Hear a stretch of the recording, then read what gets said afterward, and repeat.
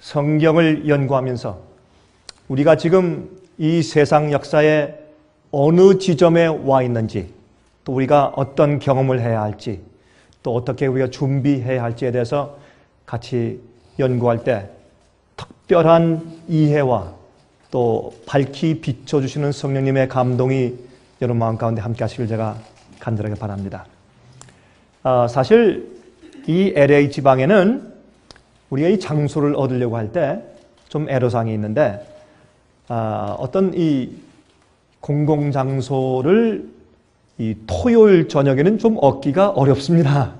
아마 그 이유는 여기 우리 한인타운에서 토요일 밤에는 잔치하시는 분들이 많이 계시기 때문에 그냥 이렇게 집회를 하는 그런 일로는 좀 어떤 장소를 구하기가 좀 어렵습니다. 그래서 사실 우리가 수목금을 얻어두었는데, 또 하나님의 은혜로 사실 우리 토요일 저녁에는 이 가까운 곳에 있는 또 다른 호텔에 우리가 장소를 구할 수 있게 돼서 우리가 이 광고를 내보낸 다음에 장소를 얻게 됐기 때문에 말씀을 드리지 못했습니다만, 사실 그래서 우리가 사실 오늘 내일 모레 토요일 저녁까지 집회를 할 수 있게 되었습니다. 여러분 조금 수고스러우시지만은 오늘 내일 모레 금요일까지는 여기 오시고, 또 토요일 저녁에는 이 가까운 옥스퍼드 팰리스죠. 예, 그쪽으로 오시면 아주 가까우니까 여러분 다 어딘 다 아시죠? 예, 그쪽으로 오셔서 집회 참석해 주시면 감사하겠습니다. 여러분 제가 이제 토요일 저녁에 4일째 저녁에는 제가 좀 특별한 주제로 좀 설명을 좀 드리려고 합니다. 제가 이런 성경 세미나를 할 때 제가 그런 주제로는 아직까지 제가 말해보지 못했는데, 이번 기회에 여러분들께 제가 무엇을 좀 말씀드리려고 하면 여러분의 영성 문제에 대해서 좀 말씀을 좀 드리려고 합니다. 여러분들은 어떻게 하면 믿음이 자랄 수 있을까? 어떻게 해야 영성이 자랄 수 있을까? 특별히 어떻게 하면 내 영적인 병이 낫고 특별히 내 육적인 병이 다 나을 수 있을까? 여러분 아십니까? 성경에 우리가 이 땅에서 걸려서 고통하는 모든 질병을 전부 고칠 수 있는 아주 중요한 방법을 이 성경에 기록해 두셨습니다. 여러분 그대로 따라 하시면 모든 병이 낫습니다. 근데 만약에 그 병이 낫지 않는다, 그러면 주님의 뜻이 그 병이 낫지 않고 내가 죽는 것이 주님의 뜻이기 때문에 안 낫는 것입니다. 그러나 성경에 분명히 말씀하신 그 방법대로 살면 모든 병이 나아야 합니다. 그건 주님의 원칙입니다. 주님은 창조 하나님이기 때문에 주께서 말씀하신 원칙대로 하면, 우리가 목이 마를 때 물을 마시면 그 물 마심으로 인해서 내 몸에 어떤 굉장히 중요한 일이 생깁니다. 배가 고플 때 음식을 먹으면, 또 이 배가 고파서 머리가 좀 희미할 때 음식을 먹으면 당분이 들어가면 반짝 깨지 않습니까? 하나님의 창조의 그 원칙과 원리는 너무 분명합니다. 우리가 따라 순종하면 반드시 그 결과를 우리가 거두게 되겠습니다. 자, 그래서 이 영적인 문제와 여러분들이 어떻게 하면 정말 성경적으로 어디 가서 뭐 안수받고 또 가서 또 안수받고 와가지고 또 재발하고 또 가면 또 안수받고 또 돌아가서 또 재발하고 또 안수받고 7번씩 8번씩 그렇게 하시지 말고, 여러분 그렇게 얘기해요. 암에 걸렸다? 그러면 죽을 준비를 하세요. 뭐가 두려워요? 죽는 게 왜 무서워요? 아니 그리스도인들이 죽는 게 무서우면 이거 뭔가 잘못된 거 아니에요? 예? 이거 뭔가 잘못된 겁니다. 여러분 그리스도인들이요, 병 낫는 문제에 대해서 얼마나 불안하고 초조하고 안달하는지 모르겠어요. 믿는 자들이 왜 그런지 모르겠어요. 믿는 자들이 어디 가서 뭐 암 걸렸다, 무슨 뭐 갑자기 무슨 뭐 백혈병이 걸렸다 그런 판단 받으면 금방 죽을 것처럼 난리가 나요. 예? 부모님들이 뭐 병 걸렸다면 자식들이 난리가 나고 그냥 초상집처럼. 그거 왜 그래요? 병 나면 주님 감사합니다. 좀 저한테 쉴 시간을 주셔서 정말 하나님 감사합니다. 이제부터 내 직장도 그만두고 또 좀 사업도 좀 쉬고 이제 말씀을 연구하고 기도하면서 쉴 수 있는, 마지막을 위해서 준비할 수 있는 시간 주심을 감사합니다. 주님 오실 그날을 위해서 준비하게 하시니 감사합니다. 그러면 될 거 아닙니까? 죽음, 어차피 죽어야 안 죽어요? 나사로도 예수께서 부활시켰어요? 나사로가 또 죽었어요, 안 죽었어요? 또 죽었어요. 나사로가 영원히 살았다는 말이 없어요, 성경에. 우리는 어차피 죽어요. 여러분, 그러므로 우리가 이 땅에 살면서 그 죽고 사는 것 때문에 바둥거리지 마세요. 예수께서 이 땅에 오신 것은 우리에게 영원한 삶을 주려 오신 것이지, 이 땅에서 잘 먹고 잘 살라고 그런 축복 주려 오신 것이 아닙니다. 이 땅은 어차피 우리가 고통당하며 슬프고 외롭고 어렵고 병나고 힘들고 그렇게 살다가 언젠가 죽는 것입니다. 20살에 죽든지 40에 죽든지 60에 죽든지 80에 죽든지 90에 죽든지 죽는 건 똑같아요. 그렇죠? 여러분, 우리가 영원히 사는 것은 이 땅에서 잠깐 사는 것에 비해서 설명이 안 되죠. 우리가 이 땅에 사는 것은 경점처럼 아주 짧은 기간을 지나가는 것인데, 그것은 우리가 태어나서 하나님 발견하고 진리를 발견해서 영원히 구원받을 수 있는 기회를 주시기 위해서 이 땅에 태어나게 하신 것입니다. 여러분과 저는 그 목적 이외에 이 땅에 태어나 사는 목적이 전혀 없습니다. 여러분, 그걸 기억하셔야 합니다. 그걸 알면 병났다, 영어로 so what? 그래서요, 어쩌란 말이에요? 병났어요. 그러면 의사가 나한테 당신 6개월밖에 못 산다, 사형선고 받았어요. 그래서요, 어쩌단 말이에요? 하나님 감사합니다. 6개월 기간 주셨어요? 참 감사해요. 근데 6개월 동안 말씀 읽고 기도 더 많이 하겠습니다. 감사합니다. 그 다음에 주님 오실 때 주님과 함께 영원히 살 텐데 무슨 근심 걱정이 있어요? 가족들한테 조금 미안하죠. 그렇죠? 우리가 믿는 문제에서 똑바로 이해해야 돼요. 제가 이 마지막 날 저녁에는 여러분들에게 어떻게 하면 모든 질병을 전부 타파하고 주님의 뜻대로 영적으로도 영성 개발이 되고 살 수 있는 방법이 무엇인가 하는 것을 제가 설명을 드릴 것입니다. 자, 오늘 제가 첫 시간에 여러분과 함께 예언으로 보는 우리의 현 주소에 대해서 설명을 좀 드리려고 합니다. 여러분, 제가 어릴 때 우리가 하던 그 동네 친구들과 하던 그 게임이 지금도 제가 가끔 생각이 납니다. 땅 따먹기. 여러분 해본 분 계십니까? 땅 따먹기. 여러분, 우리 그 옛날에 그 자치기라죠, 자치기. 여러분, 자치기 기억나십니까? 요즘에 말이죠. 요즘에 젊은 아이들은 전부 다 비디오 게임만 하기 때문에 무슨 말인지 이해가 안 되죠. 그러나 좀 연세가 드신 분들은 다 이해하시겠죠. 한국에서 자치기. 이제 긴 나무와 또 조그만 나무에 이제 탁 쳐서 조금 튀어 올라오면 때리죠. 자치기 말이죠. 여러분 기억하십니까? 근데 자치기를 해서 그걸 뭐랍니까? 땅 따먹기. 이렇게 그리고 이건 내 땅이야. 들어오지 마. 땅 따먹기 말이죠. 그래서 참 보면 말이죠. 인간들이 이 땅에 사는 게 꼭 땅 따먹기 하는 것 같아요. 이 집은 내 집이야. 이 차는 내 거야.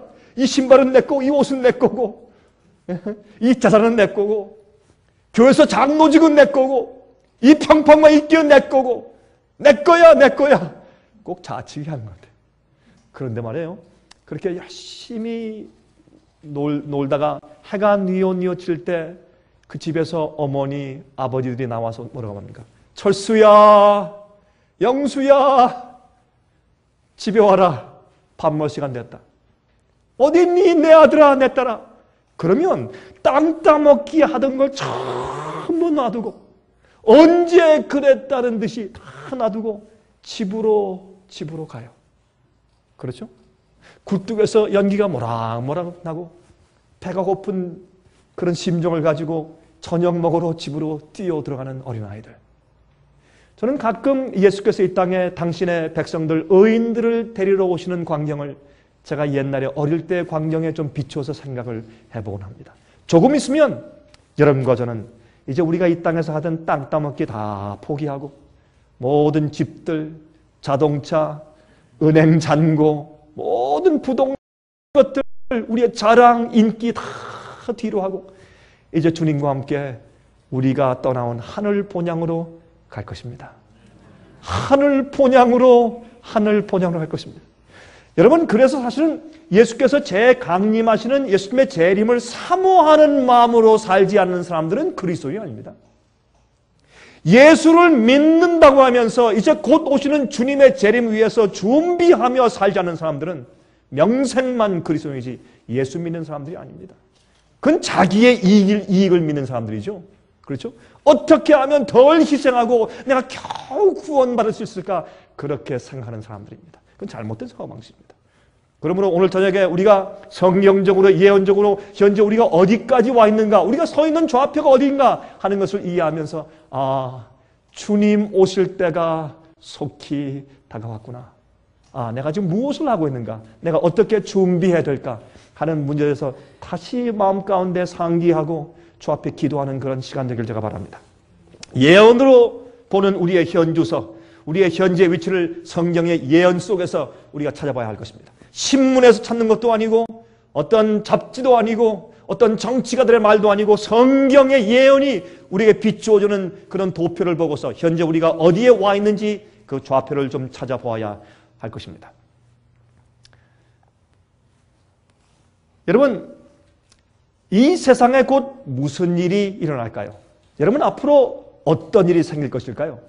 여러분, 저는요 신문을 보면서 제 마음 가운데 그런 생각을 합니다. 참 신문에 신문 기자들이, 정치가들이, 또 여러 가지 다른 종류 사람들이 참 프리딕션을 많이 합니다. 예언을 많이 해요. 이렇게 될 것이다, 저렇게 될 것이다, 경제가 앞으로 어떻게 될 것이다, 그렇죠?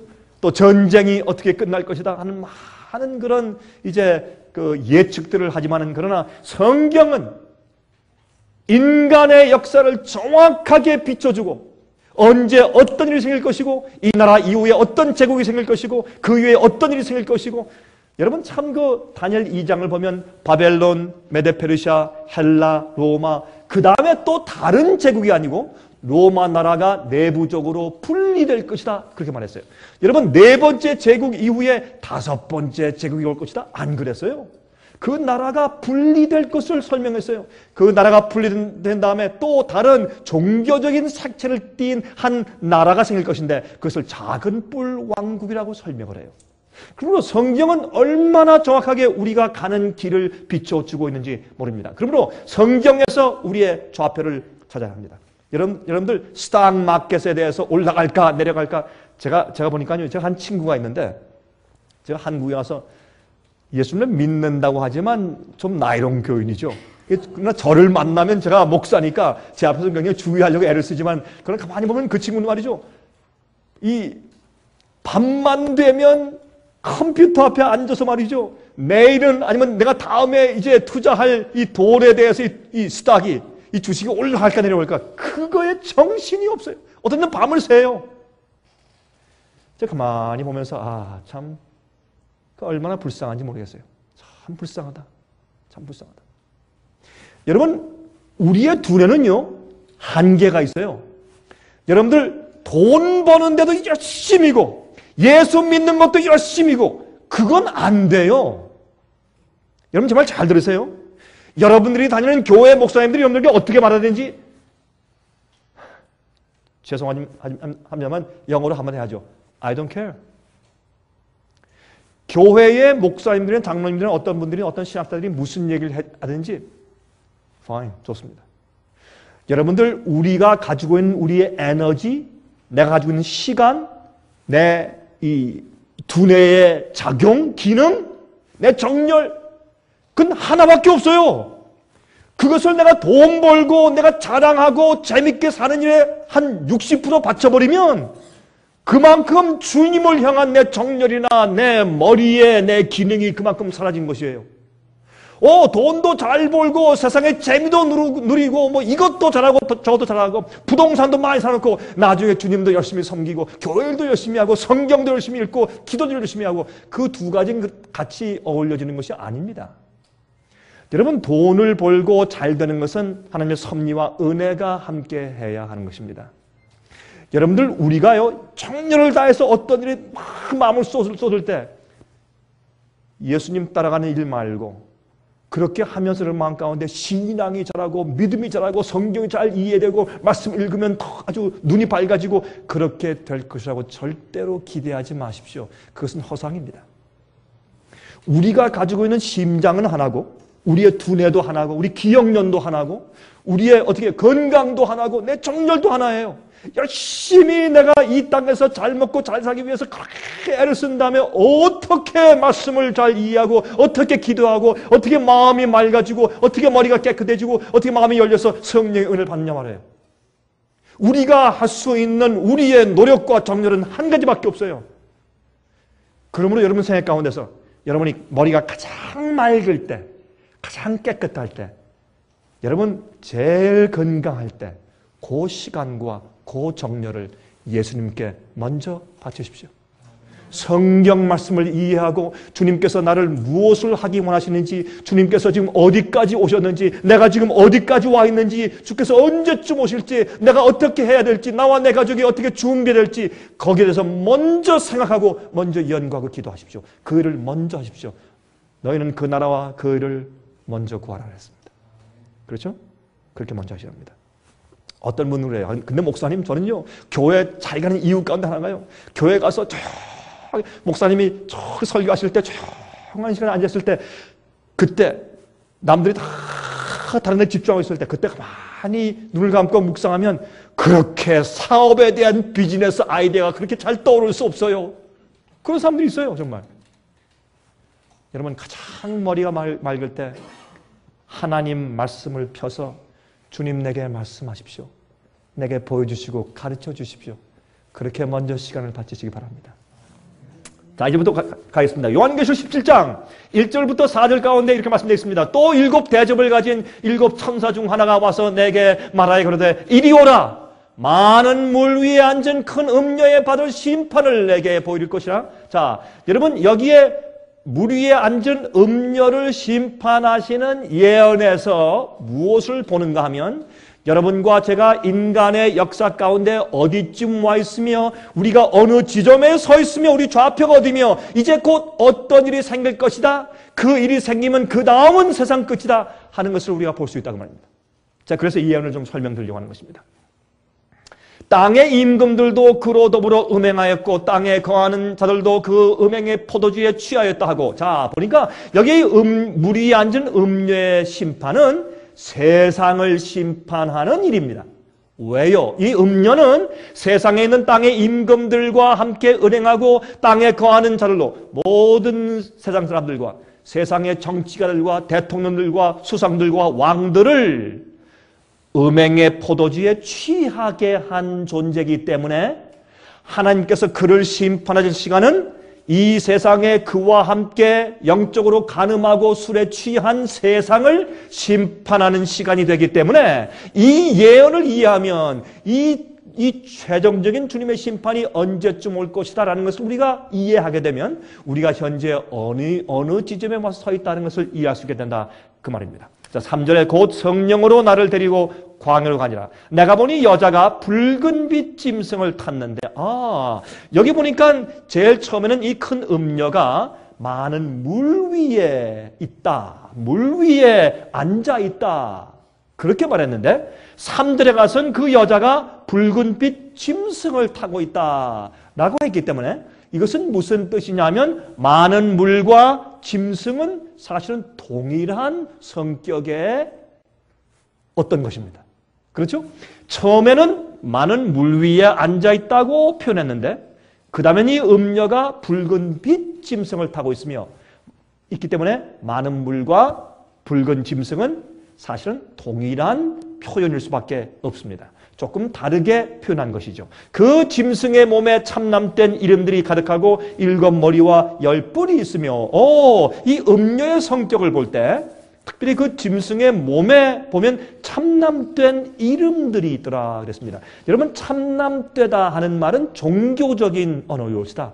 그렇죠? 이것은 정치적으로 말이죠. 어떤 국회의원이 무슨 말 잘못할 때 당신 참남되요, 블래스포미, 그렇게 국회에서 말하지 않아요. 참남되다고 하는 말은 성경에서 종교적으로만 쓰여지는 말입니다. 이것은 하나님께 대해서 잘못하는 것을 말하는 것입니다. 하나님께서 잘못하는 것보다 하나님의 이름을 망령되이 일컫거나 하나님의 권위를 자기에 갖다가 붙이거나, 나도 하나님과 같은 권위가 있다거나 하나님께서 용서하시는 권위를 나도 가지고 있다고 말하거나 하나님과 내가 동일하다고, 나도 같은 그런 힘을 가지고 있다고 말하거나 하는 것을 우리가 참남되다고 성경에서 말하는 것입니다. 또 여기 7 머리와 10 뿔이 있어요. 우리 좀 이따 보겠습니다. 이제 4절에 가서 그 여자는 자줏빛과 붉은빛 옷을 입고 금과 보석과 진주로 꾸미고 손에 금잔을 가졌는데 가증한 물건과 그의 음행에 더러운 것들이 가득하더라 그랬습니다. 여러분 제가 지난번에 LA 집회할 때 이것이 무엇인지 사진을 좀 보여드렸습니다. 지난번에 참석하신 분들은 기억하실지 모르겠습니다만은 여러분 여기에 이제 자줏빛과 붉은빛 옷을 입고 금과 보석과 진주로 꾸미고 손에 금잔을 가지고 이것은 교황권인 것을 제가 설명을 드렸어요. 그래서 이제 추기경들이 입은 옷의 색깔은 자줏빛이고 또한 교황이 입고 있는 옷은 붉은빛이며 또한 금과 보석과 진주로 꾸민 목걸이를 하고 있는 제가 그림을 보여드렸고 그 다음에 금잔을 가지고서 미사 드리는 광경을 제가 이미 보여드린 것을 제가 기억이 납니다. 이런 것을 기억하실지 모르겠습니다만은 지난번에 요한계시록 17장 5절부터 또 보십시다. 8절까지 그 이마에 이름이 기록되었으니 비밀이라 큰 바벨론이라 땅의 음녀들과 가증한 것들의 어미라 하였더라. 바벨론은 비밀이에요. 여러분 이 성경 가운데 비밀이 두 가지가 있죠. 경건의 비밀이 있고 불법의 비밀이 있어요. 경건의 비밀은 하나님께서 인간이 되셔서 타락한 우리 인간의 육신을 쓰시고 오셔서 우리 이처럼 타락한 인간의 몸속에서 하나님처럼 깨끗하고 거룩한, 다시 말해서 하나님의 계명을 온전히 순종하며 의롭게 죄를 짓지 않는 생애를 사셨어요. 그것을 우리가 성육신이라고 부릅니다. 이 인카네이션, 예수께서 하나님이 인간의 몸속에 오셔서 참으로 정말 마귀에게 그 유혹에 넘어가지 아니하고 의로운 생활을 사셨다. 완전한 생활을 사셨다. 그것을 우리가 경건의 비밀이라고 불러요. 디모데전서 3장 16절에 사도 바울이 설명한 것입니다. 또 불법의 비밀은 무엇이냐? 마귀가 역사하는 것을 우리가 불법의 비밀이라고 해요. 마귀는 이 땅에서 인간들을 타락시키고 미혹하고 시험하고 넘어뜨려서 어떻게 해서든지 주의 계명을 어겨서 죄를 짓게 하고 하나님께 반역하도록 만드는 그 역사를 불법의 비밀이라고 말해요. 그러므로 이 두 가지 비밀이 사실은 우리 주위에서 지금 싸우고 있는 것인데 여기 보면 이 바벨론도 비밀이라고 말하는 것입니다. 근데 여기 땅의 음녀들과 가증한 것들의 어미라 했기 때문에 이 세력은 자기만 그렇게 하는 것이 아니라 딸을 많이 낳았어요. 이 엄마가 딸을, 이 음녀가 딸을 많이 낳았어요. 그래서 사실은 여기에 이 세력이 이 세상에는 많은 종교들을 그렇게 타락시키고 물들인 것을 여기서 우리가 볼 수 있다 그 말입니다. 자, 6절에 가서 또 내가 보면 이 여자가 성도들의 피와 예수의 증인들의 피에 취한지라. 핍박하는 세력이에요. 하나님의 말씀 진리와 성경대로 사는 사람들을 미워하고 핍박하는 세력인 것을 우리가 여기서 알 수가 있습니다. 내가 그 여자를 보고 기이여기고 크게 기이여기니 천사가 가로되 왜 기이여기느냐? 야, 참 놀랍다. 어떻게 이런 일이 있을 수 있을까? 왜 그런 줄 아십니까? 기독교인들을 핍박하기 때문에. 여러분, 교회는 성경에서 무엇으로 표현했어요? 남자예요? 여자예요. 여자죠. 교회는 성경에서 여자로 표현했어요. 근데 이 여자가 음녀예요. 타락하고 배도한 교회, 참 진리에서 떠난 교회, 진리를 짓밟는 교회, 더럽힌 교회, 의롭지 못한 교회, 그래서 음녀라고 불러요. 음녀는 정절을 지키지 않는 것입니다. 여러분, 그래서 14만 4천을 성경은 그들은 처녀, 정결한 처녀라고 불러요. 그러나 음녀는 창기입니다. 음녀는 자기 몸을 팔아요. 자기의 유익을 위해서. 그렇죠? 그러나 목숨을 잃을지라도 자기의 정절을 지키는 것이 처녀예요. 그러므로 여기에 음녀는 타락하고 예수님께 정절을 지키지 아니하는, 진리에 충성하고 정절을 지키지 아니하는, 오히려 세상에서 인기를 얻고 정치적으로 세력을 가지고 또한 경제적으로 부해지기 위해서 자기 몸을 파는 것 같은 그런 생활을 하는 음녀로 성경이 표현하고 있는 것입니다. 자, 그래서 참 기이여기니까 내가 천사가 말합니다. 내가 여자와 그의 탄바 7머리와 10뿔 가진 짐승의 비밀을 내게 이르리라. 이제 이 여자가 과연 누구인가, 어떻게 될 것인가 하는 이 음녀에 받을 심판에 대해서 천사가 설명해 주는 장면이 요한계시록 17장입니다. 이것은 중요합니까? 아주 중요합니다. 그런데 요한계시록을 이제 강의에 관한 푸는 책들을 제가 읽어보면 참 어떤 데는 좀 가슴이 좀 답답합니다. 붉은 짐승 그러면 이거 공산권이다. 그 어떻게 붉은 짐승이 공산권이 될까? 참 답답할 때가 많습니다. 제가 요즘에 이 요한계시록 제가 해석책을 썼습니다.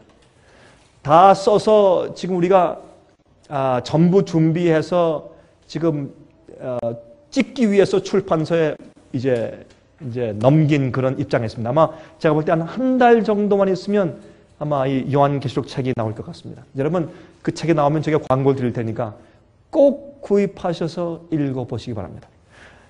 아마 여러분께서 이렇게 쭉 읽어보시면 아주 이해하기 쉽게 제가 이렇게 강의하는 식으로 설명식으로 제가 풀어서 제가 썼기 때문에 여러분께서 아마 요한계시록을 연구하실 때 큰 도움이 될 것이라고 생각이 됩니다. 아마 한 430페이지 정도 되는 것 같습니다. 자, 그런데 이 짐승의 비밀을 지금 설명해 준다고 합니다, 천사가. 내가 본 짐승은, 자, 보세요. 이제 힌트를 줍니다. 자, 지금부터 천사가 사도 요한에게 설명한 수수께끼를 우리도 함께 풀어봅시다. 예. 자, 성경 예언은 상징이에요. 왜 주님께서 상징을 주셨냐? 왜 주님께서 바다에서 바람이 부니까 짐승이 올라오는데 제일 처음에 사자 같은 짐승이 올라오고 곰이 올라가고 표범이 올라오고 용 같은 무서운 짐승이 올라가고 말이죠. 뿔이 열이 나고 그 뿔 가운데 새 뿔이 꺾이고 또 작은 뿔이 올라오고 꼭 이렇게 만화같이 그런 그림으로 하나님께서 우리에게 예언을 보여주셨을까? 그 이유는 이러한 상징과 만화 같은 표현으로 설명해 주시면 이것은 세월이 아무리 지나도 그 의미가 변치 않아요. 아무리 세월이 올라가도 1000년 전 사람이나 지금이나 500년 전 사람이나 내년 사람이나 똑같이 같은 의미와 의도를 가지고 그 말씀을 이해할 수가 있게 되는 것입니다. 그러므로 주님께서 세월이 지나고 나라와 풍습과 문화 배경이 다르고 교육 정도가 다를지라도 똑같이 누구나 이해할 수 있는 쉬운 언어로 우리에게 보여주신 것이 성경 예언이기 때문에 성경 예언을 상징으로 주신 것입니다. 상징으로. 여러분, 우리 세상에서 말이죠. 사실 누구한테 가서나 미소, 웃는 거, 또 사랑한다고 이렇게 하는 거 다 통해요. 중국에 가서 이렇게 사랑한다는 거 다 알아요. 미국 사람들도 알고. 이런 이 유니버설 랭귀지가 있어요. 이 세계 만국어의 공통어가 있어요. 그렇죠? 미워한다면 너 미워해 그래요. 사랑한다면 포옹해 주는 거. 그런 공통적인 모든 사람이 다 언어가 달라도 서로 이해할 수 있는 만국 공통어가 있어요. 그러므로 이 세상 역사가 아무리 지나가도 누구나 이해할 수 있게 주님께서 이렇게 상징으로 표현해서 만화 그림처럼 우리에게 예언을 보여주신 것입니다. 자, 힌트를 봅시다. 내가 본 짐승은 이 짐승이 무슨 짐승이에요? 아까 음녀가 타고 있던 붉은 짐승 아니에요. 그 짐승을 얘기했으니까 내가 본 짐승은 전에 있었다가 영어로 말하기를 was 과거에 있었어요. 그런데 시방은 어떻게 해요? 없어요. 다시 말해서 it was but is not 그 다음에 장차 무저갱으로부터 올라와 멸망으로 들어갈 자예요. 이거 참 재밌어요. 이 짐승의 이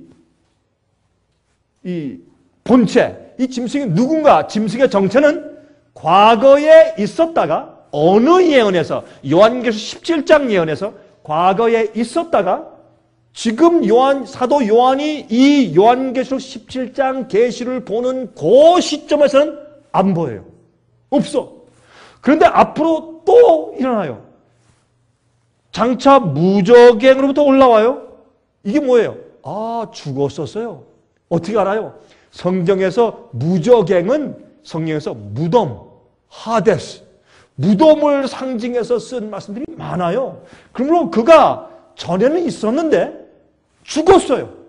지금은 안 보여. 나중에 부활해서 올라와. 무저갱에서 올라와요. 그리고 멸망으로 들어가자니 또 죽어요.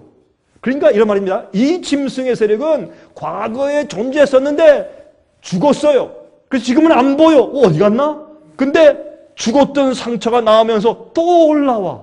그리고 또 죽어요, 나중에. 그래서 땅에 거하는 자들로서 창세 이후로 생명책에 농명되지 못한 자들이 이전에 있었다가 시방 없으나 장차 나올 짐승을 보고 기히 여기리라. 여러분, 이 얘기는 말이죠, 너무나 쉬워요. 왜? 요한계시록 13장을 공부하면 너무나 쉬워요. 요한계시록 13장을 보면 거기 어떻게 되어 있습니까? 짐승의 표를 내리는 이 짐승의 세력, 이 짐승의 세력에게 이 세상에 있는 모든 사람들이 거의 다가 다 앞으로 경배할 것인데, 그 우상에게 절할 것인데, 하늘에 있는 생명책에 농명되지 못한 자들은 앞으로 그 모든 세력과 그 짐승의 우상에게 경배할 것이라. 그렇게 설명이 돼 있어요. 요한계시록 13장 이 미국에 대한 예언을 말씀하실 때. 그렇죠? 여러분들 저희 월간지를 읽으시고 또 저희 테이프들을 들으시고 저희 집회에 오신 분들이라면 다 기억나시죠?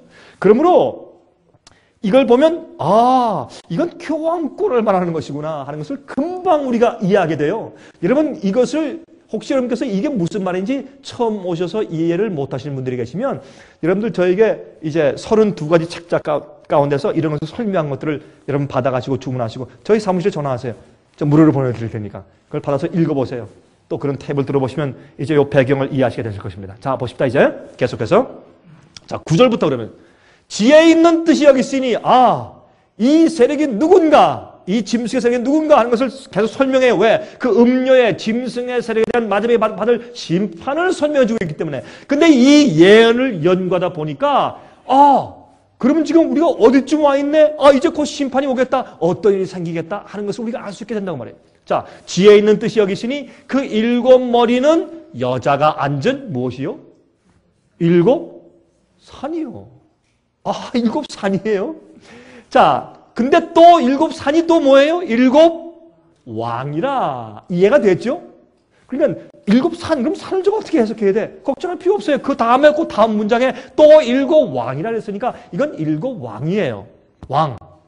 여자가 타고 있는 이 짐승의 정체가 머리가 7개 있는 짐승인데 그 머리는 7왕을 상징한다. 그런데 여기 중에요. 이 7왕 가운데 다시 말해서 이 음녀가 타고 있는 그 세력, 그 음료를 지지해오던 그 세력, 그 붉은 짐승이 말이죠. 거기에 7왕이 있어요. 7머리가 있는데 그 가운데 5은 망하였고 그 7왕 가운데 5명의 왕은 이미 끝났단 말이에요. 지나갔단 말이에요. 죽었단 말이에요. 그 다음에 하나는 있고, 그러니까 5은 7왕 가운데 5은 지나갔어요. 하나는 있으니까 그게 몇 번째 왕입니까 지금? 6번째 왕이죠? 그렇죠? 여러분 어렵지 않죠? 5은 망하고 이제 지나갔어요. 근데 6은 하나 있고, 그러면 하나는 있고 다른 이는 아직 이르지 아니하였으나, 다른 이는 몇 번째 왕일까요? 그럼 7번째 왕이죠. 어렵지 않죠? 여러분 성경 예언은 어려운 게 없어요. 어떤 때는 번역할 때 어렵게 번역을 했죠. 그러면 여러분 조금 한번 또 읽고 해보시면 이해가 돼요. 성경은 절대로 어려운 책이 아닙니다. 성경은 이렇게 해석할 수 있고 저렇게 해석할 수 있고, 이 박사는 저렇게 말하고 다른 박사 이렇게 말하고, 그런 것이 절대로 아닙니다. 성경을 우리가 성령의 은혜로 기도하며 단순하게 풀면 한 가지밖에는 우리가 해석을 할 수가 없어요. 어떤 때는 해석을 할 때 연도수가 조금 다를 수 있고, 어떤 때 보면 어떤 사건들이나 사람 이름들을 조금 다르게 이해할 수 있지만, 그러나 흐름은 똑같아요. 조금 다르게 엉뚱한 그런 해석을 우리가 절대로 할 수 없어요. 성경 예언은. 그런데 7째 왕이 아직 이르지 않았는데 이르면 반드시 잠깐 동안 계속하리라. 재밌어요. 자, 그런 말입니다. 여기서 5왕은 망했고 6번째는 있고 7번째는 아직 이르지 아니했어요. 그럼 묻겠습니다. 그러면 사도 요한이 지금 자기가 계시를 받고 있는 시점이 언제예요? 예? 사도 요한이 지금 이 계시를, 음녀가 받을 심판에 대한 계시를 받고 있는 그 시점이 몇 번째 왕시대예요? 6번째 왕시대죠? 그렇죠? 5왕은 망했고 하나는 지금 눈에 보이니까 하나는 지금 눈에 보이고 있단 말입니다. 근데 7번째 왕은 이제 앞으로 곧 와요. 아직 이르지 않았어요. 오면 어떻게 해요? 그 세력을 잠깐 동안만 계속한다. 그렇게 말한단 말이에요. 자, 이해하시겠죠? 자, 11절. 전에 있었다가 시방 없어진 짐승은, 여러분, 아까 요 전에 봤죠? 요 전에? 내 본 짐승은 전에 있었다가 시방 없으나 장차 무적행으로부터 올라와 멸망으로 들어갔자니 했어요. 자, 그런데 이것을 또 어떻게 그 다음에 설명하셨냐 보세요. 전에 있었다가 시방 없어진 짐승은 몇 번째 왕이니? 8번째 왕이니. 다 나왔네. 그러면 5 왕은 망했고 6번째 왕은 있고 7번째 왕은 곧 올 텐데 7번째 왕이 오면 잠깐 동안만 다스릴 것이고 세상을. 그 다음에 8째 왕이 올 텐데 이 8째 왕이 누군가? 과거에 있었단 말이에요. 이 왕은 8째 왕이니 7 중에 속한 자라. 그게 무슨 말이냐면 5은 망했고 하는 그 5 왕 가운데 하나였었단 말이에요. 그렇죠? 그렇기 때문에 5명이 없어졌을 때 그 중에 하나로 죽었단 말입니다. 여러분 이해하십니까? 아주 단순하죠? 그러므로 그 8째 왕은 7 중에 과거에 이미 속했었는데 이미 상처를 받고 죽었었단 말입니다. 그래서 저가 멸망으로 들어가리라.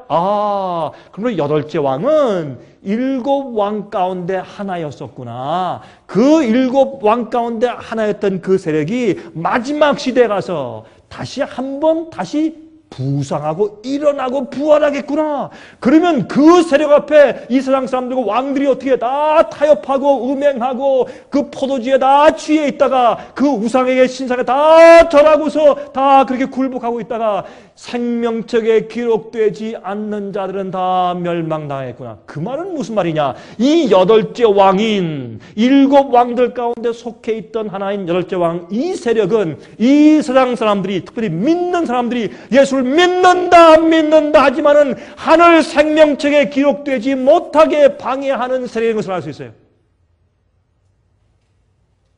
여러분 이거 얼마나 중요한지 몰라요. 제가 이걸 강의할 땐 제 가슴속에서 피가 나요. 너무나 답답해서. 사람들이 예수를 믿을 때요, 하나님께 영광을 돌리고 주님의 명예를 위해서 믿는 사람들이 많지 않아요.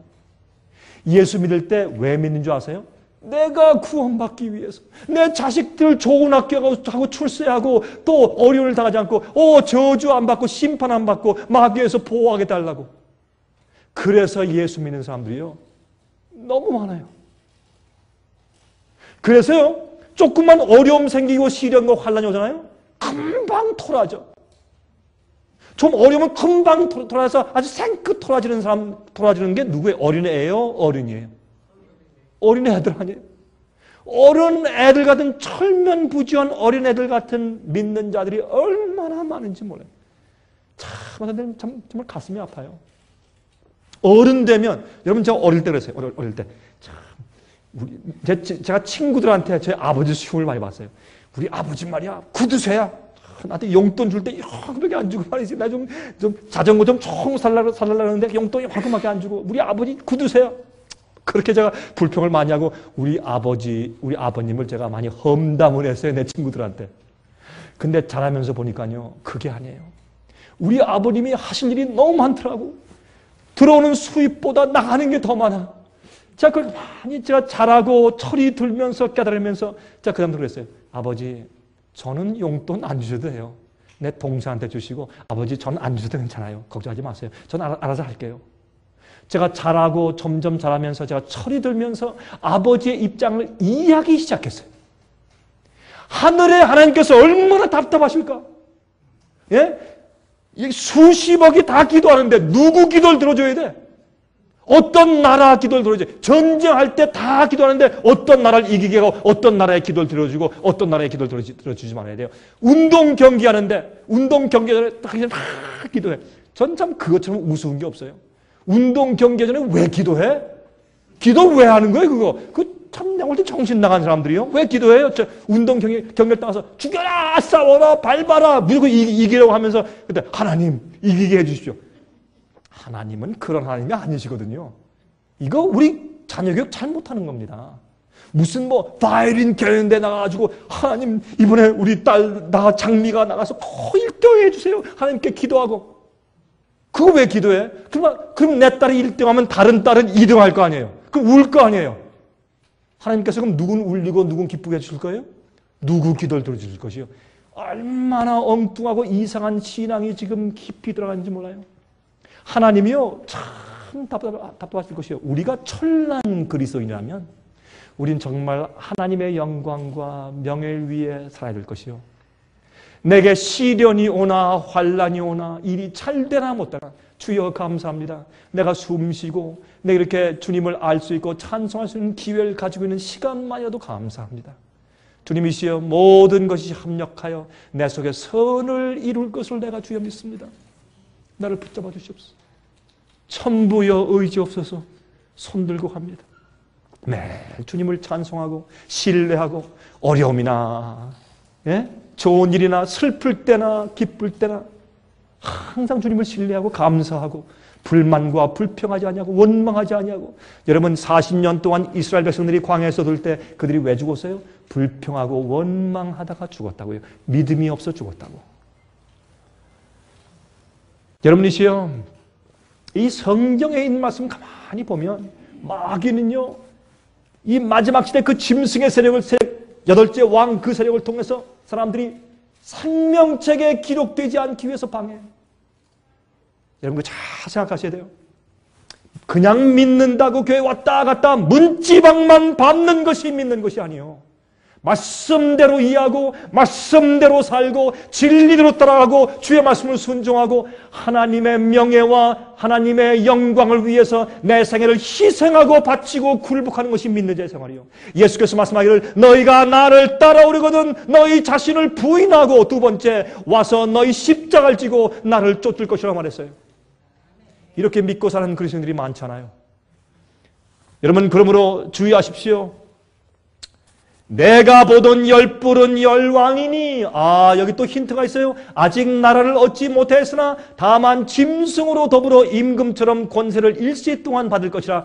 여러분 잘 보십시오. 아까 7번째 왕이 아직 이르지 아니하였으나 이르면 잠시 동안 권세를 누릴 것이라 그랬는데 여기 보니까 열왕에 대해서 말하면서 이 열왕은 아직 나라를 얻지 못했다 그랬으니까 어떤 사람들은 요한계시록 17장에는 열왕을 이 짐승이 음녀가 타고 있는 짐승의 7머리에 있는 열뿔에 대해서 말하기를 열뿔은 로마 나라가 다니엘서 2장 또 7장에 4번째 짐승인 로마 나라에 열뿔이 있어서 열국으로 갈라진 것이 아니냐? 그러므로 그 열뿔과 이게 같다 그런 사람들이 있어요. 그건 착각한 것이에요. 그 열뿔과 로마 나라가 분리돼서 열국으로 갈라진 시대는 과거로 이미 지나가 버렸어요.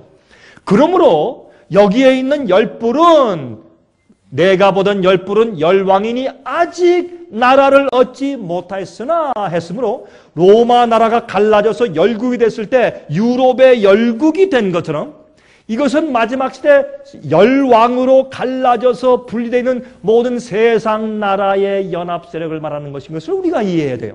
옛날에 로마 나라에서 열국으로 갈라진 것처럼 지금 마지막 시대도 세상이 열국으로 열왕으로 다 갈라져 있어요. 강한 나라와 약한 나라와 부한 나라와 가난한 나라가 전부 다 섞여서 살고 있는 그 마지막 시대가 되었단 말입니다. 그러면 이것은 마지막에 세상의 열국들을 상징하는 것이요. 로마 시대 열국이 아니라. 그런데 이 열국이 짐승으로 더불어 임금처럼 권세를 일시 동안 받아요. 누구요? 8째 왕과 함께 마지막 왕과 함께. 저희가 한 뜻을 가지고 자기의 능력과 권세를 짐승에게 주어요.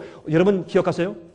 옛날에 교황권이 올라올 때 AD 538년도에 로마 제국이 로마에 있는 교회의 기독교의 감독에게 이 세상의 기독교회를 다스리고 이단을 박멸하는 권세를 가지도록 특권을 임해 주었어요. 그리고 저스티니안 황제가 서로마에서 동로마 컨스탄티노플로 전도해가지고 수를 옮겨갔어요. 그것을 인해서 서쪽에 있던 로마의 기독교의 교회 감독이 세력이 올라가기 시작했어요. 정치적으로. 로마 군대를 부릴 수 있고. 그래서 이 베큐므로 비어있는 서로마의 상태에 한 군림하는 왕으로 들어선 사람이 그것이 로마에 있던 교회 감독이었는데 그것이 교황권으로 페이퍼시로 성장하게 된 것입니다. 자, 그러므로 여기 보면 그 당시에도 모든 나라가 교황권에게 전부 다 자기 한 뜻을 가지고 그들의 능력과 권세를 짐승의 세력에게 주었어요. 그래서 교황권이 생겼어요. 왕들도 꼼짝 못했어요. 독일의 헨리 3세 같은 사람들은 잘못했다가 말이죠. 와가지고 3일 동안 이 맨발 벗고 이 눈 속에서 빌어가지고 왕권 다시 가져갔어요. 이 중세 그렇게 힘이 있었습니다. 자, 그런 일을 했다 그 말입니다. 또 그 당시에 불란서의 클로비스 왕은 이교의 왕이었는데 그때 로만 캐토릭으로 개종을 했어요.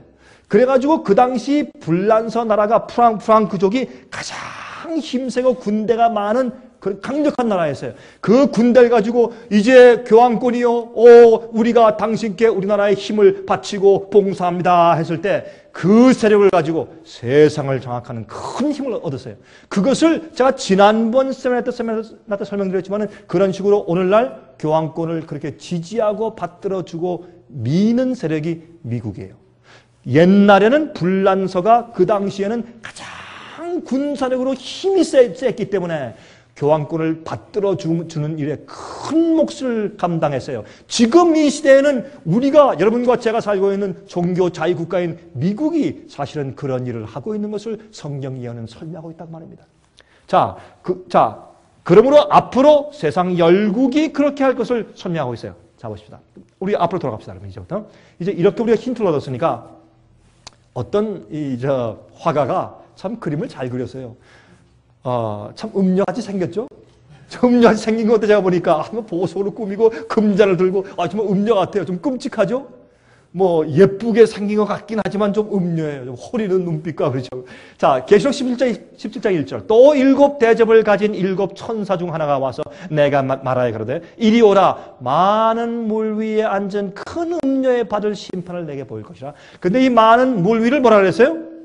곧 성령으로 나를 데리고 광야로 가니라. 내가 보니 여자가 붉은 빛 짐승을 탔는데 그 짐승의 몸에 참남된 이름들이 가득하고 7 머리와 10 뿔이 있더라. 여러분 1절에는 많은 물 위에 앉아있는 것으로 상징했는데 이제 보시겠습니다. 그게 무슨 뜻인지. 여자는 교회죠. 짐승은 성경에서 정치적인 세력, 나라 혹 왕을 상징하는 것이었단 말입니다. 자, 그러면 아까 우리가 9절에서 본 것처럼 지혜 있는 뜻이 여기 있으니 그 7 머리는 여자가 앉은 7 산이요. 근데 10절 첫 부분에 또 7 왕이라 했으니까 7 산은 7 머리는 7 왕인 것을 알 수 있어요.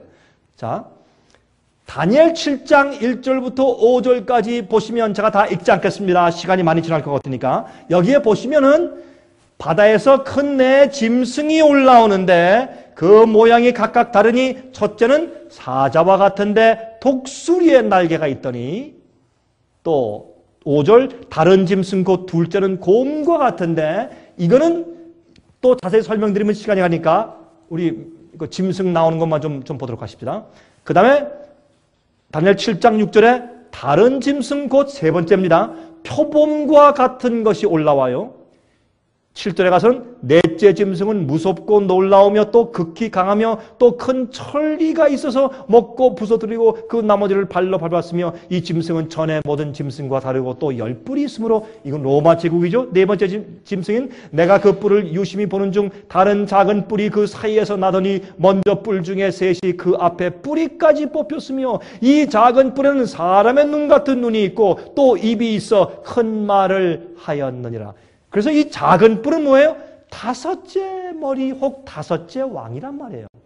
다시 말하면 네 번째 나라인 로마 나라에서 열국으로 갈라진 다음에 거기에서 한 세력이 올라오는데 이 세력이 세상을 지배해. 그래서 어떤 의미에서 이 작은 뿔 세력은 5번째 세력이고 5번째 왕인 것을 우리가 다니엘 7장을 통해서 확실하게 이해할 수가 있다고 말해요.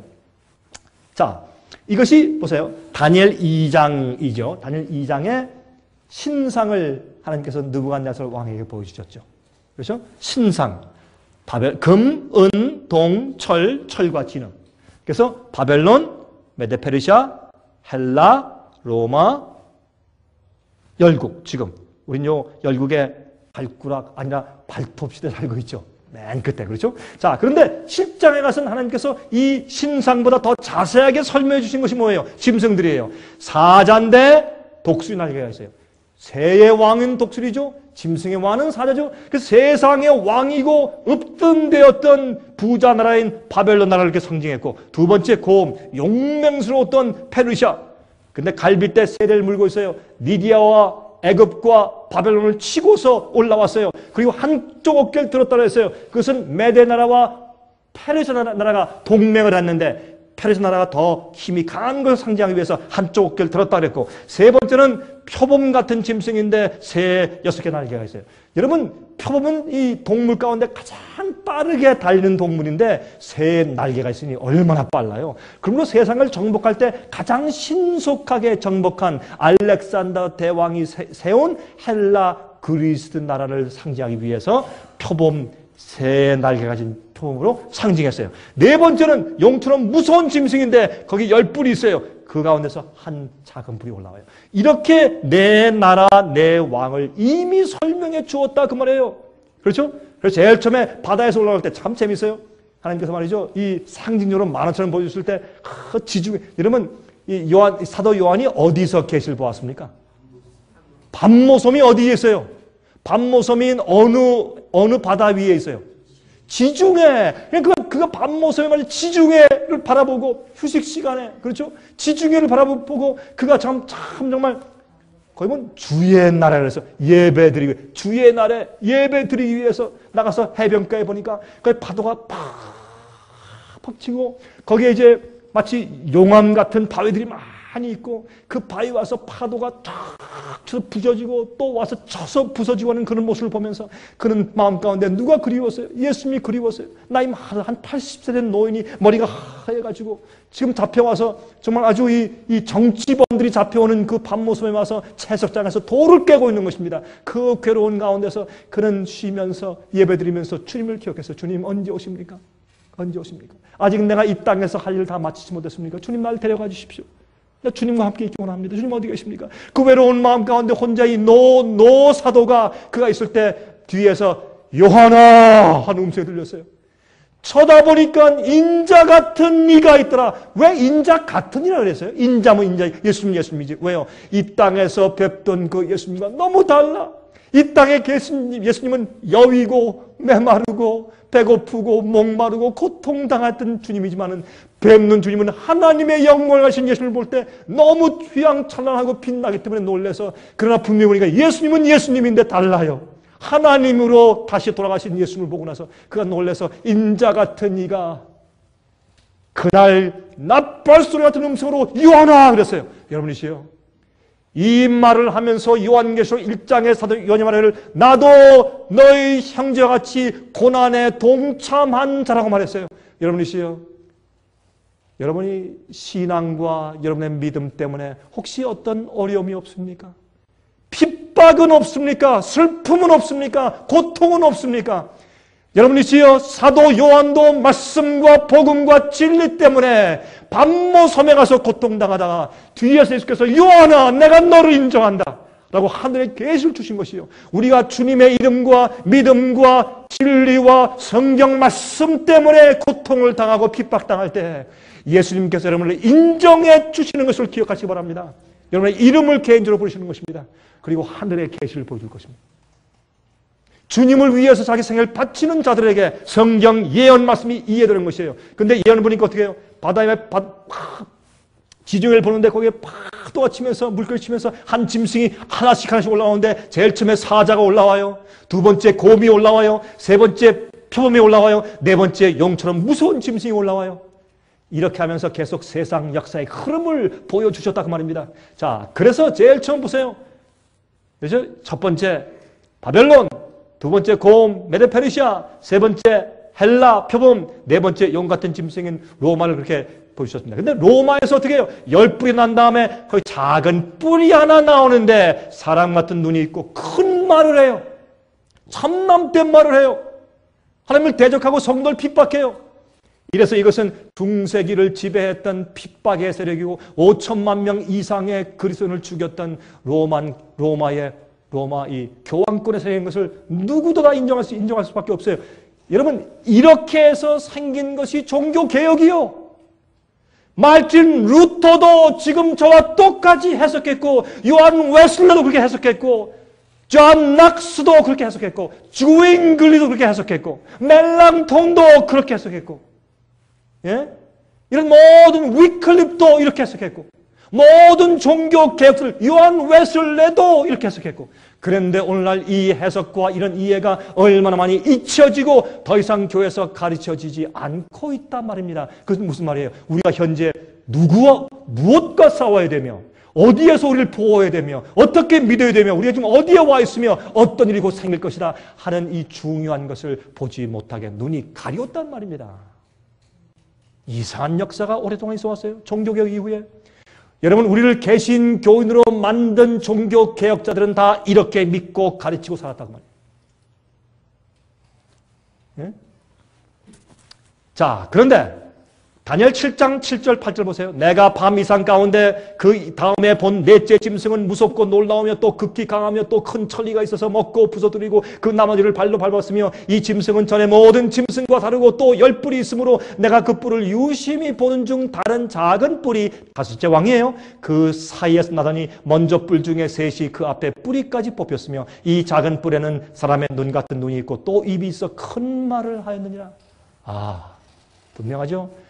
자, 아까 읽은 말씀 또 읽어봅시다. 요한계시록 17장 9절부터 13절. 지혜 있는 뜻이 여기 있으니 그 일곱 머리는 여자가 앉은 일곱 산이요. 일곱 왕이란 말입니다. 근데 일곱 왕인데 다섯은 망하였고 하나는 여섯째 왕은 지금 있고 그 여섯째 왕 시대에 그 시점에 하나님께서 사도 요한에게 계시를 요한계시록 17장 계시를 보여주단 말이에요. 어떤 때 다섯 나라, 다시 말해서 교황권까지 포함해서 바벨론, 그 다음에 두 번째 누구요? 메데페르시아, 세 번째 헬라 아니면 그리스, 네 번째 로마, 그 다음에 교황권. 다섯 왕은 지나갔어요? 망했어요? 1798년도에 예언대로 1260년 동안에 그 예언이 지난 그 시점에 어떻게 해요? 나폴레옹 장군 밑에 있는 버티어 장군이 불란서 군대를 데리고서 바티칸 궁전에 쳐들어가서 바티칸 궁에서 교황 피우스 6세를 잡아가지고 발에 태워가지고 불란서로 데려가서 감옥에 쳐넣어서 거기서 죽었어요.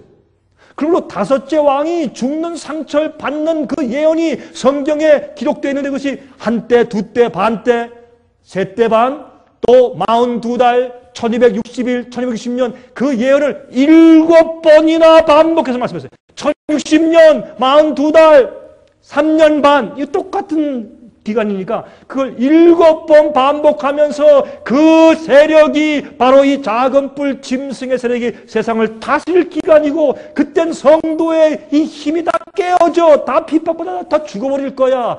그런데 그때 가서 맨 마지막에 그가 죽게 될 것이라 라고 강조해 줬는데 성경연에 7번을 그렇게 얘기해 줬는데도 그리스도인들이 뭔지 이러고 있어요. 예? 여러분 뭘 가르칠 때요 답답할 때 말이죠. 마음은 원인데 육신이 약해가지고 어떤 분들은 말이죠. 교회에 이제 예배드리러 오셨는데 보면은 싸우는 분들이 있어. 이 말씀에 들어낼 텐데 참아오고 싸우다가 자기도 모르게 또 우리 몸에서 제일 무거운 게 우리 이 눈꺼풀 아니에요? 제일 무겁죠? 그래가지고 싸우다가 또 자기도 모르게 근데 더 놀라서 내가 왜 이러고 자기 꼬집고 그런 모습을 제가 가끔 봐요. 참 마음이 안 됐어요. 참 안 됐어. 여러분이시요. 다 졸게 만드는 역사가 마귀 역사예요. 그래서 우리가 준비하지 못하고 생명책에 기록되지 못하게 하기 위해서. 생명책은 영원히 살 자들의 이름만 기록되어 있어요.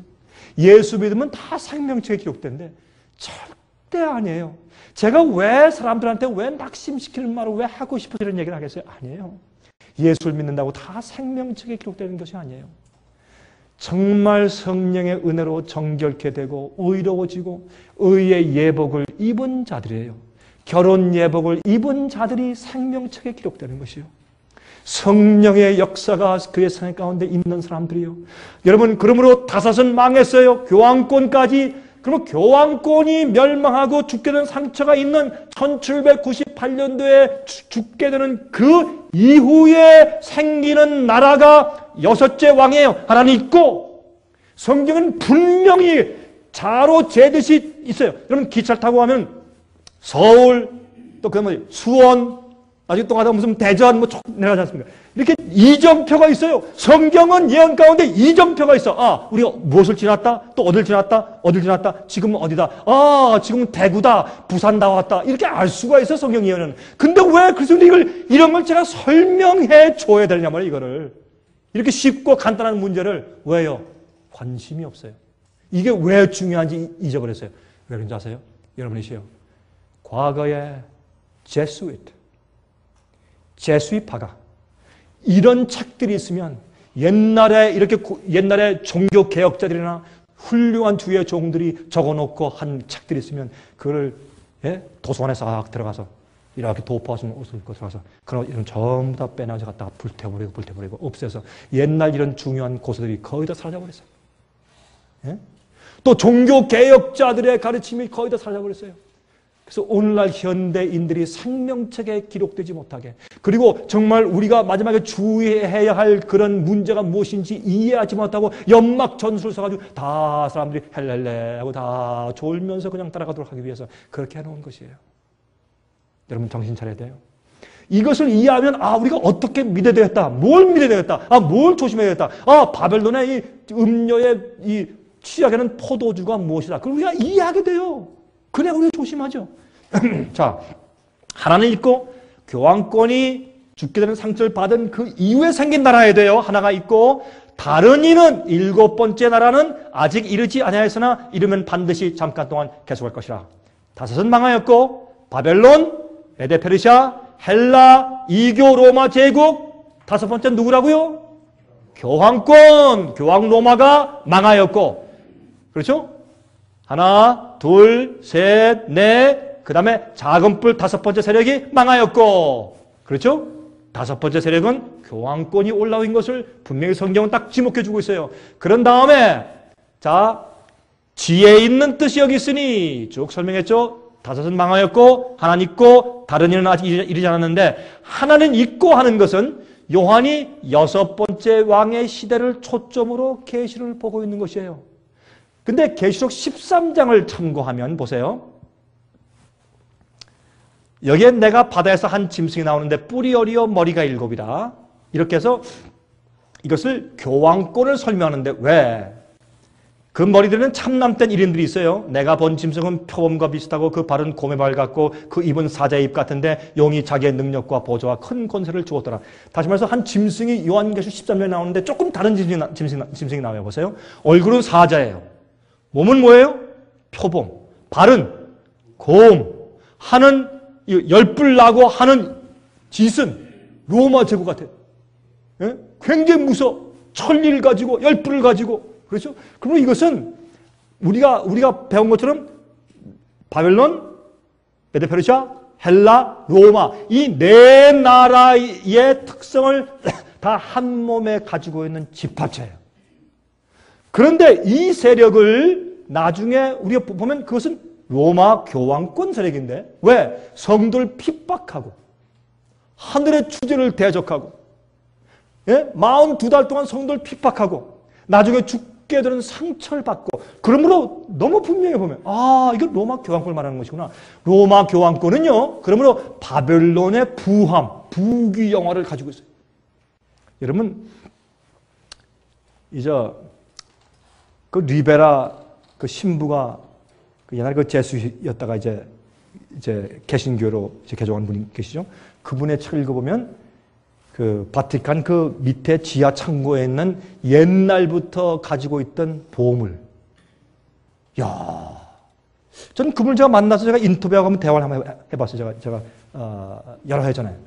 제가 그 얘기를 들으면서 깜짝 놀라서 물었어요. 지금 당신 그 얘기 정말입니까? 제가 물었어요. Are you sure? I'm absolutely sure.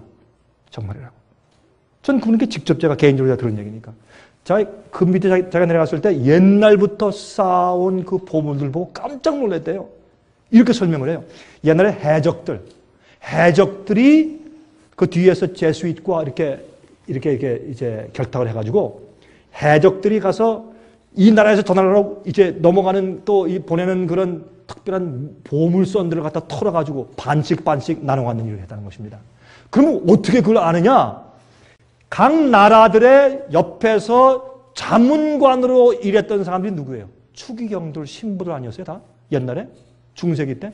그러니까 모든 걸 아는 거예요. 언제 이 나라의 큰 보물 그 선이 어느 나라에 언제 어느 길로 간다? 누가 알아요? 예? 그 뒤에는 자문관들이 다 알죠? 그래서 그 인포메이션을 해적들에게 줬다는 것이에요. 털었을 때 나눠갔다. 그래서 옛날 해적들이 탈취한 것 많은 부분들을 바티칸 밑에서 창고에 자기가 보았다는 것입니다. 전 그 얘기를 듣고 제가 믿을 수가 없었어요. 당신 정말 진짜 말하는 겁니까? 예, 진짜래요. 자기가 목숨을 다해 자기 진짜래요. 모르겠어요. 제가 안 봤기 때문에. 그러나 정직한 한 영혼이 그렇게 간장한 걸 제가 들었습니다. 그러므로 이 바벨론의 부를 가지고 있어요. 굉장한 부를 가지고 있어요. 여러분 세계에서 제일 크고 제일 부한 은행이 어느 은행이에요? 뭐 체이스 맨하탄이에요? 시티뱅크예요? 뱅크 오브 아메리카예요? 아니에요. 바티칸 뱅크예요. 신문에 안 나요. 그런데 바벨론의 부를 가지고 있어요. 또 헬라의 신속함을 가지고 있어요.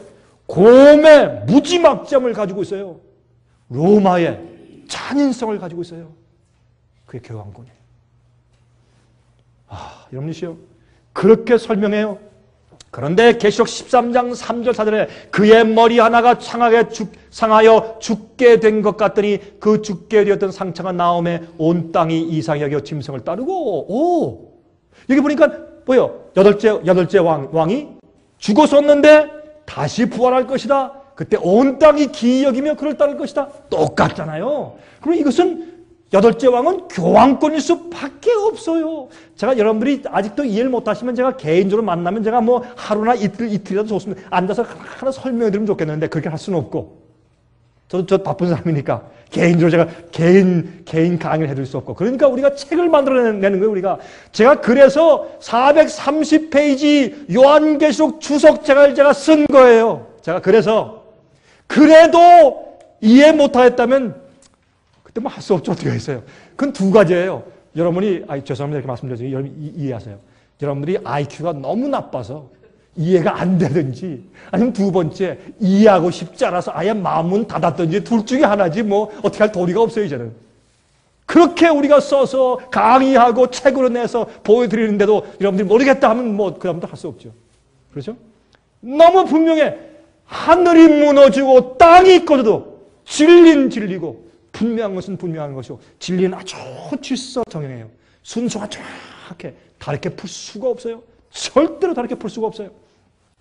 자, 그런데 그러므로 이 세력이 어떻게 해요? 죽게 된 상처를 받았다가 나중에 또 이렇게 부활해서 지금 보세요.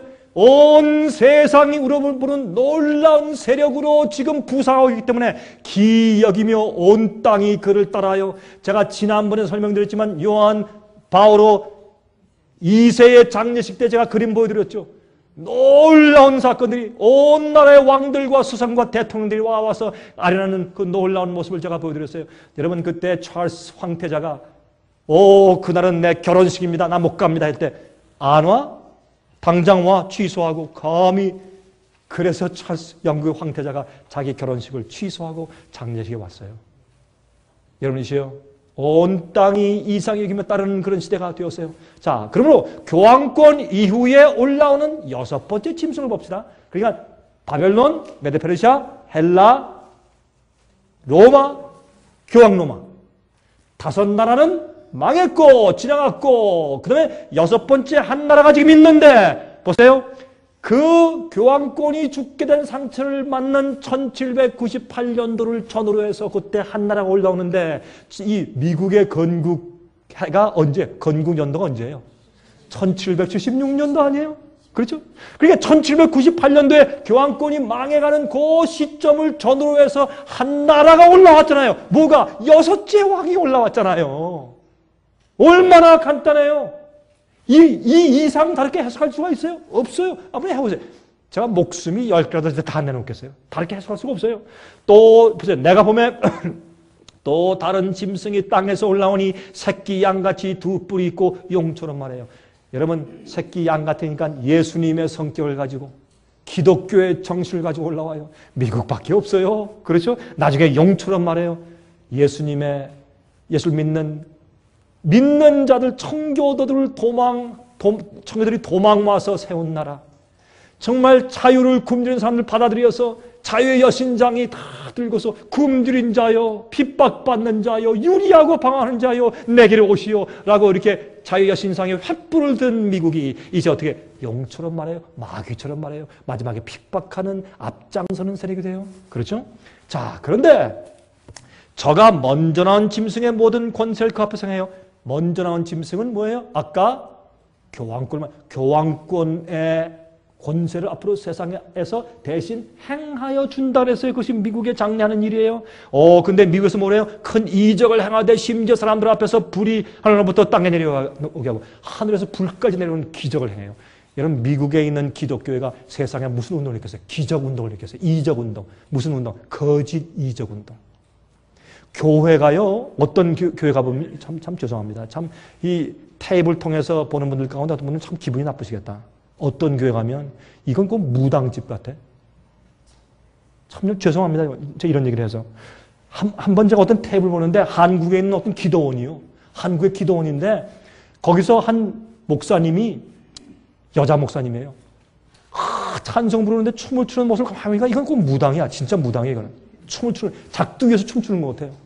그리고 병을 고치고 소리를 치는데 그 소리 치는 거 쉰 목소리 하며 손짓 하며 말하는 거 하며 어조하며 병을 고칠 때 막 그 환불 막 긁어대고 하는 그 모습 보면 끔찍해가지고 어떻게 이런 분위기에 성령께서 계시고 저런 분위기에 예수께서 계실까? 가슴이 아파요. 사람들이 죄주의하고 막 난리가 나요. 여러분이시여. 이 일을 누가 시작한 줄 아세요? 미국이 시작했어요. 미국이. 이런 이상한 성령이 함께하지 않고 하나님께서 하지 않는 가짜 이적. 하나님께서 이적하는 능력이 있어요. 그러나 참 기적은 그렇게 하는 게 아니에요. 사람이 하는 게 아니라 하나님께서 하시는 것이지. 그런데 이 이적은 어디서 배웠어요? 로만 캐토릭 교회에서 이적이 제일 많아요. 귀신 쫓는 운동 어디서 해요? 로만 캐토릭 교회에서 하죠. 병 고치는 운동 어디서 해요? 로마 교회에서 해요. 그거를 빌려와서 기독교에서 큰 어떤 운동이 생긴 것이 여러분 잘 연구해 보시면 자 그러다가 보세요. 나중에 보세요. 칼에 상하였다가 살아난 짐승을 위하여 우상을 만들라 하더라. 교황권이 죽었거든요. 불란서의 칼에 의해서. 살아난 짐승을 위해서 어떻게 하라? 우상을 만들어라. 짐승의 표를 만들어라. 라고 하는 세력이 누구라? 미국이라. 땅에서 양처럼 뛰어 올라와요. 물에서 올라오는 게 아니라 물은 요한계시록 17장 25절에 말하기를 많은 무리와 백성과 사람들이라고 했어요. 많은 사람들이 지지해 주고 있는 것을 이 음료가 물 위에 앉아있다 그렇게 상징해서 표현한 것이에요. 그러므로 어떻게 해요? 그러나 많은 사람들이 없는 땅에서 올라오니까 바다하고 땅은 반대 아니에요. 상징적으로. 사람들이 많이 살고 있지 않는 대륙을 발견하여 세워진 나라를 상징하기 위해서 어린 양처럼 기독교 정신을 가지고 땅에서 올라오는 짐승으로 표현했어요. 우리 하나님 참 재미있는 분이시죠? 아주 재밌게 표현하셨어요. 만화처럼. 그런데 보세요. 이 미국을 참 이런 들소로 우리가 상징하는데 보시겠어요? 미국의 아메리칸 버팔로, 미국의 들소죠. 그런데요, 재밌는 것은 이 들소의 새끼 때 꼭 뭐 같아요? 꼭 양 같아요. 그래서 이 들소 새끼는 이렇게 생겨서 꼭 양처럼 생겼거든요. 근데 여기는 양은 없는데 이런 들소 새끼는 뭐가 있어요? 뿔이 있거든. 그래서 여기 말하기를 양 같은 짐승 그랬지 양이라고 안 그랬어요. 양은 기독교의 정신을 가지고 있다고 상징함으로 그 언어를 썼지만 또 하나는 뭐냐면 양같이 생기긴 생겼는데 양이 아니에요. 어메리칸 바팔로, 미국에서만 서식하는 미국의 들소의 새끼를 보았을 가능성이 참 많아요. 계시 가운데 사도 요한이. 그래서 미국에 살고 있는 오늘날 이 시대 현대 우리가 볼 때, 야, 참 그 기가 막히다. 어쩌면 그렇게 기가 막힌 예언을 주셨을까? 그렇게 이해하도록 하시기 위해서. 이 말은 이 전시대 사람들은 이해 못하죠. 우린 이해하죠. 그렇죠? 1776년도에 미국이 일어났어요. 하나는 있고 여섯 번째 왕, 교황이 죽게 되는 상처를 받게 된 1798년도를 전후로 하여서 기독교 정신을 가지고 일어난 국가인 미국이 여섯 번째 왕이에요. 그러니까 보세요. 한 번만 제가 이 예언을 연구하면서 가만히 있다가 제 마음 가운데 그렇구나 하고 이해했을 때 갑자기 제 이 몸에 소름이 좀 돋더라고요. 왜 그런 줄 아세요? 사도 요한이 계시를 볼 때 하나님께서 자 이제 음녀가 받을 심판을 내가 보여준다 하고 보여주는 그 시점이 내가 살고 있는 이 시점을 본 것이구나. 사도 요한이 나를 보고 여러분을 보고 우리를 쳐다보고 있을지 모르겠구나 하는 생각을 하니까 제 몸에서 이 소름이 좀 끼치더라고요. 너무 감동이 돼서.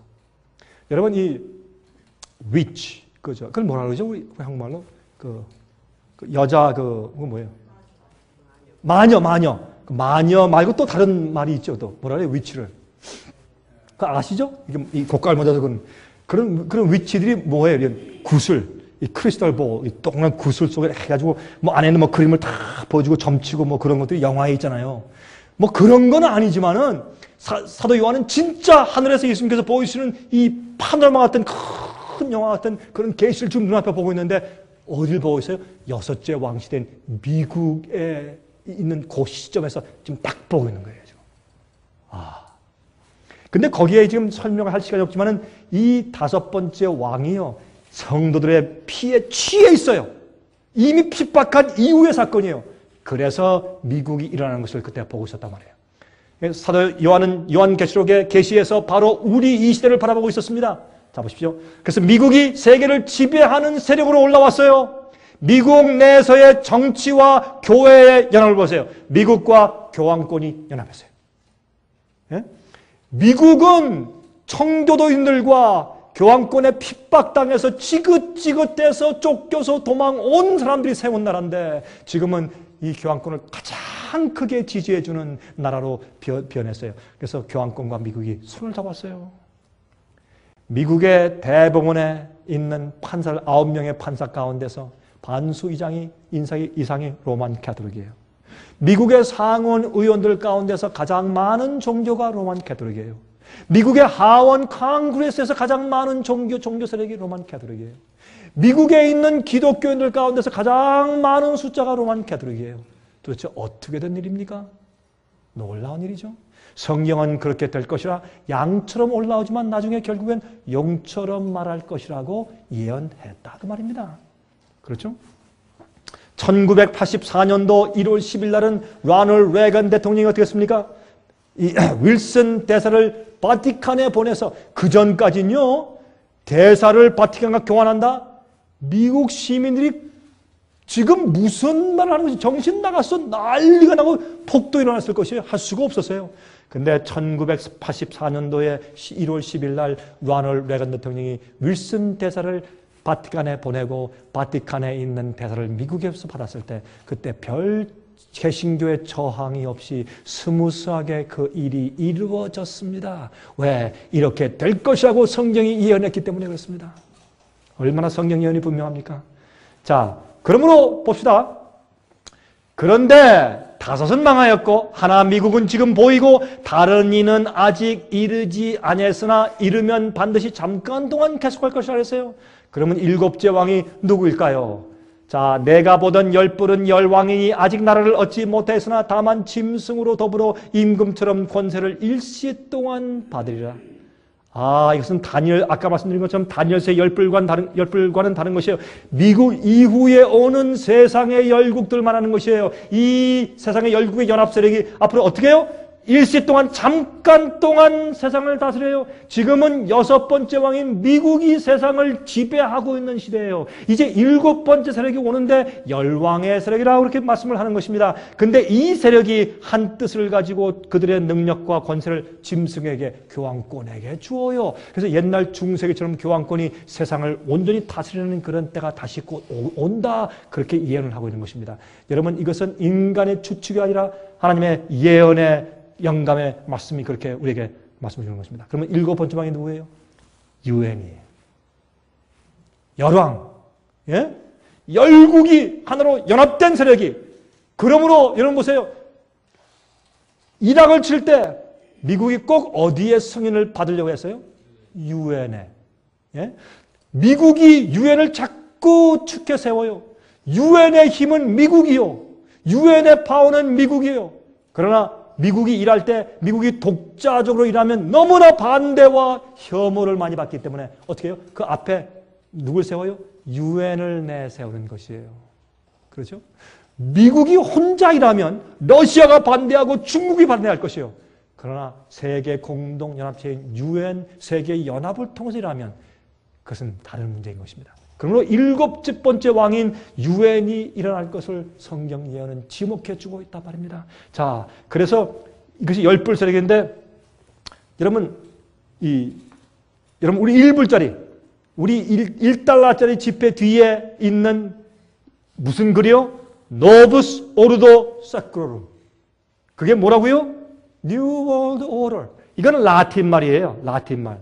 이건 로마 시대 말이요. 거기는 그게 새 세계 질서라는 말이 미국의 달러 뒷면에 있잖아요, 여러분. 제가 지난번에 사진 다 보여드렸죠.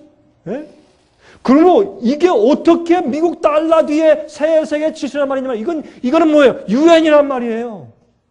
어떻게 이런 얘기가 처음에 달러를 만드는 그 오래전부터 어떻게 그런 말이 있냐 말이에요. 근데 1990년도에 들어와서 아버지 부시부터 아들 부시까지 새 세계 질서를 재창하기 시작했지 않습니까? 이것이 우연한 일일까요?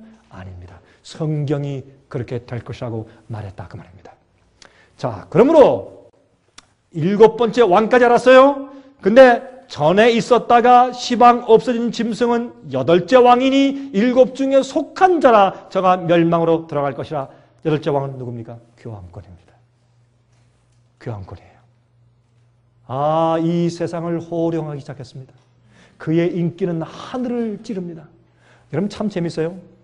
오늘날 기독교회가 얼마나 타락했는지를 우리가 압니다.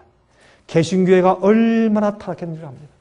한국에서 요새 기독교의 숫자들이 점점 줄어들고 있는 걸 여러분 아시죠? 한국에는 목사님들 상당히 통분해하고 있죠. 오늘날 기독교에 얼마나 많은 세속이 들어왔는지 어떤 데는 교회 볼 때 이게 교회인지 세상인지 알 수가 없어요.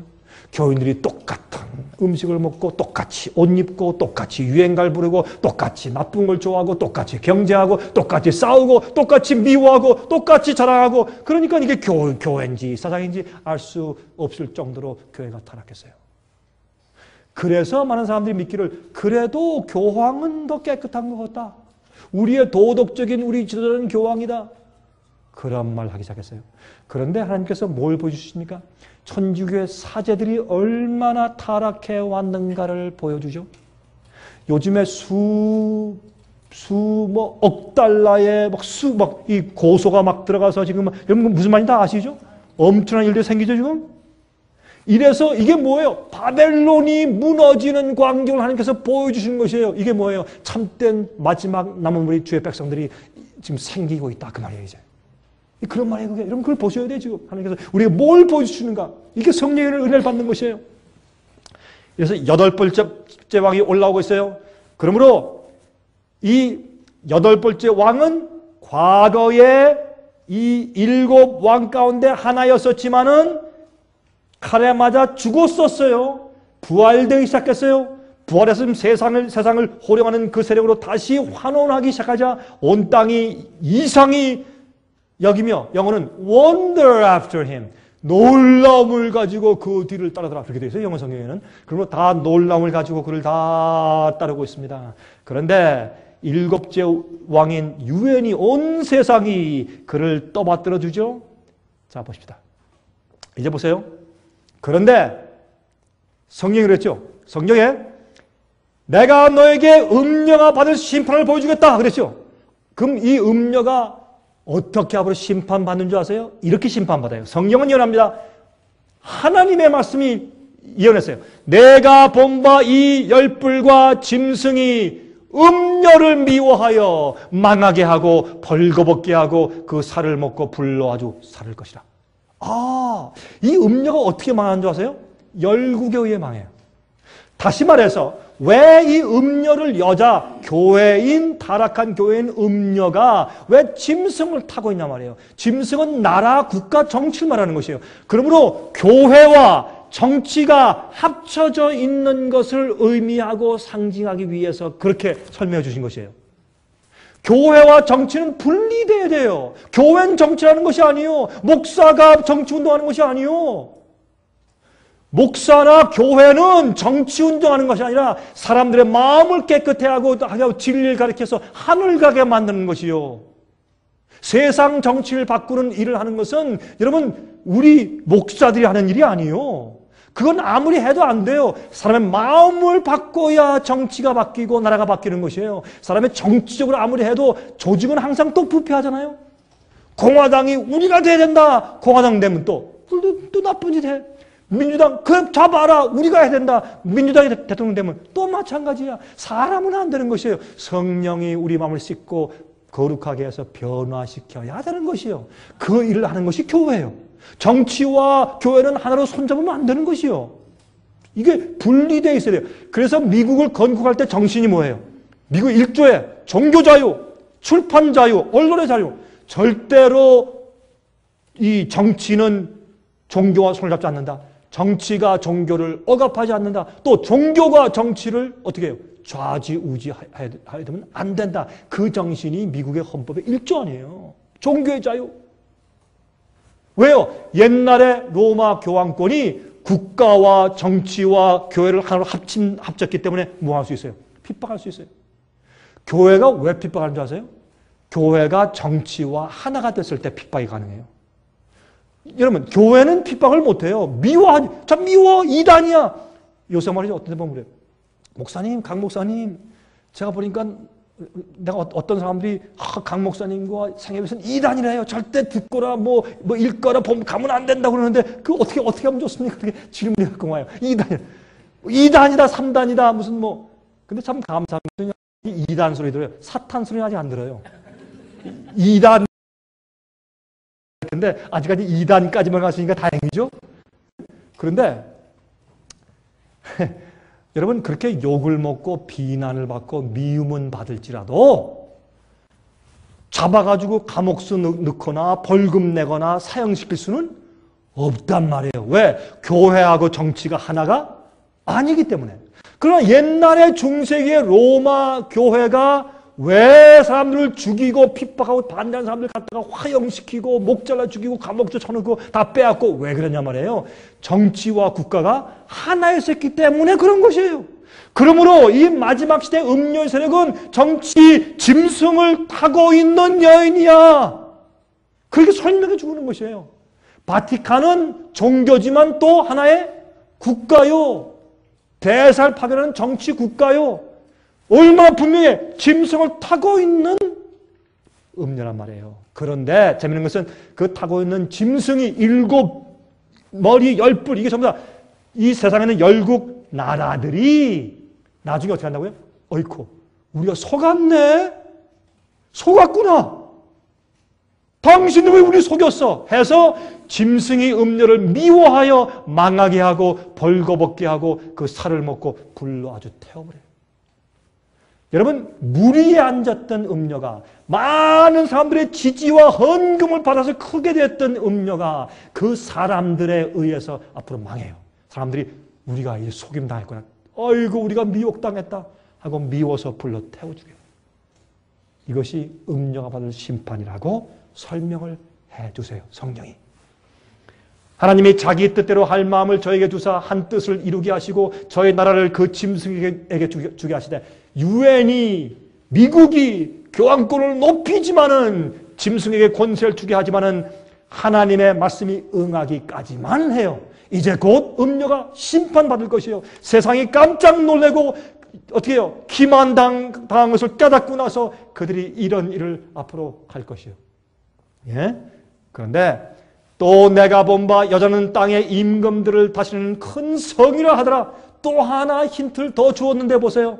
또 내가 본 바 여자는 땅의 임금들을 다스리는 큰 성이라. 영어로 Great City, 큰 도성, 도시라.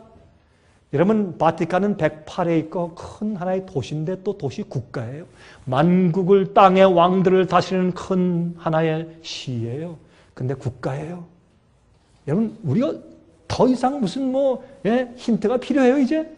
분명하죠? 그러므로 짐승을 타고 있는 여인으로 그렇게 표현했는데, 이 금잔의 포도주를 가지고 온 나라와 백성들과 임금들을 취하게 하는 모습으로 성경은 상징했다, 그 말입니다. 자, 그런데 왜 7 재앙 가운데, 시간이 많이 지났죠? 예, 이거 끝나야 되겠네. 7째 재앙 가운데 5째 재앙을 보면 짐승의 보좌에 5번째 재앙이 쏟아지니까 그 나라가 어두워져요. 암흑재앙. 앞으로요. 이제 제7 재앙 가운데 5번째 재앙이 내릴 때, 이거 보면 저쪽 로마 있는데 어떻게, 그 위에, 그 고기만 새까만 암흑구름이 쫙 들이올 것이에요. 사람들 어떻게 하는 거 아세요? 참 이상하다. TV 방송할 때 다 말고 거기만 저렇게 새까만, 전혀 그냥 구름이 아니라 이상한 구름이 이렇게 들어져 있을까? 사람들이 저 말씀이 어디 성경에 있는데 어디 있더라? 찾아보니까 요한계시록 16장. 요한계시록 16장은 7 재앙장 아니야? 5번째 아니야? 짐승의 보좌 위에 어두워지는 것은, 그러면 이건 언제 오지? 은혜 시간이 끝난 다음에 오는 것 아니야? 그럼 은혜 시간이 끝나고 우린 다 그럼 운명이 끝났다는 얘기냐? 아이고, 속았구나. 잘못 따라갔네. 그때 사람들의 그때 분노가 어떠할까요? 예? 사람들이 아파서 자기 혀를 깨물고 아픈 것과 종기로 인하여 하늘의 하나님을 회방하고 저희 행위를 회개치 아니하더라. 사람들이요, 7 재앙을 당할 때 고통을 당하면서 회개하잖아요. 그것이요, 멸망당할 악인들의 특징이에요. 의인들은 환난과 고통과 어려움 당할 때 그것 때문에 회개하고 주님께 찬송을 돌리고 주님을 따라가. 그런데 악인들은 어떻게? 그것 때문에 주님을 원망하고 회개치 않고 회방해요. 여러분들은 이 땅에 고통이 생길 때 여러분들은 주님을 오히려 찬송하고 믿음이 더 좋아져요? 회개하세요? 아니면 여러분 원망과 시비가 생기세요? 예? 한번 생각해 보세요. 자, 이제 도표를 그립시다. 5은 망하였고, 바벨론, 페르시아, 헬라, 로마, 교황로마 5은 망하였고, 하나는 있고, 미국은 있고, 그렇죠? 그 다음에 하나는 아직 이르지 아니하였고, UN 세계연합은 아직 이르지 않았다. 그렇죠? 8째 왕은 교황권이 곧 올 것이다. 그 다음에 예수께서 오시는 것이 예수님의 재림이에요. 자, 그럼 우리가 지금 어디 있어요? 현재 우리 좌편 여기에 있어요. 미국에서부터 7번째 왕인 UN 세계연합으로 가는 그 시점에 여러분과 제가 지금 살고 있고 이것이 우리의 좌표예요. 정확하죠? 지금 우리 여기 살고 있어요. 이 다음에 곧 이제 뭐가 올 것이에요? 교황권이 옛날 중세기의 권세로 회복할 것이에요. 그 다음에 무엇이 와요? 7 재앙이 와요. 그 다음에 무엇이 와요? 예수님께서 재림하세요. 얼마나 촉박한 시대에 살고 있는지 몰라요. 예수께서 말씀하기를 인자의 때는 노아의 때와 같겠다. 노아 시대에 곧 홍수가 올 것도 모르고 그들이 먹고 마시고 시집가고 장가가고. 아니, 먹는 거, 마시는 거, 시집가는 거, 장가가는 거 그거 죄예요? 그거 잘못입니까? 아니에요. 우리가 다 하는 거예요. 근데 왜 그때 사람들이 그렇게 했다고 말할까요? 그런 세상적인 일에만 몰두하고 살 때에 갑자기 홍수가 왔다. 지금 많은 사람들이 세상 일에만 몰두해서 자기 모든 정열과 시간을 다 바쳐서 몰두할 때 갑자기 마지막에 온다는 것입니다. 갑자기 심판이 오고 예수께서 오신다는 것입니다. 우리가 이때 어떻게 해야 될까요? 우리가 지금 그러면 이런 좌표에서 이럴 때 우리가 어떻게 하고 어떻게 준비해야 될까? 그것을 제가 내일 저녁에 설명을 하겠습니다. 그럼 우리가 지금 이때 지금 어떻게 준비해야 되는가? 제가 그것을 내일 저녁에 설명을 드리는 것이에요. 이 세상은 참 놀라운 과학이 발달한 시대입니다. 그러나 동시에 전쟁도 많고 슬픔과 고통이 많은 시대입니다. 천연재해가 많은 시대입니다. 폭풍과 지진과 홍수와 난리의 소문이 있는 시대입니다. 화재와 기근이 있는 시대입니다. 여러분, 얼마나 많은 천연재해가 지나갔습니까? 너무나 많아서 이제 더 이상 사람들이 웬만한 건 거들떠 보지도 않아요. 너무나 심하기 때문에 쓰나미의 놀라운 재앙을 보았습니다. 정말 도시들이 파멸되는 것을 보았습니다. 여러분이시여, 참 이제는 테러주의자들 때문에 앞으로 어떤 일이 생길지 정말 우리가 마음이 불안한 상태에 살고 있습니다. 여러분 아십니까? 지금 알케이다가 최근에 미국 중앙정보부에서 발견한 것은 알케이다가 한 2개, 3개 원자폭탄을 가지고 있는 줄 알았더니 그것이 아니라 12개 내지 13개 정도의 원자폭탄을 몰래 들여서 사놓았을 가능성이 있다고 발표했습니다. 여러분, 그런데 그 발표에 의하면 이들이 2번째 어택을 하려고 호신탐탐 노리고 있는데 2번째 어택을 하는 거 어택의 이름이 뭔지 아세요? 아메리칸 히로시마. 미국의 원자폭탄을 터뜨리게 돼요. 미국 땅에서. 앞으로 이런 일이 생기면 갑자기 세상이 어떻게 변할 줄 아세요, 여러분? 한번 상상해 보세요. 그런데 뉴욕을 첫 번째 쳤기 때문에 2번째는 남캘리포니아를 치겠다는 것입니다.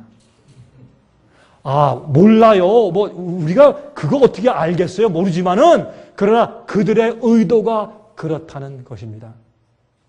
여러분이시죠? 제가 볼 때 LA에 계신 분들은 준비를 더 잘 하셔야 될 것 같아요.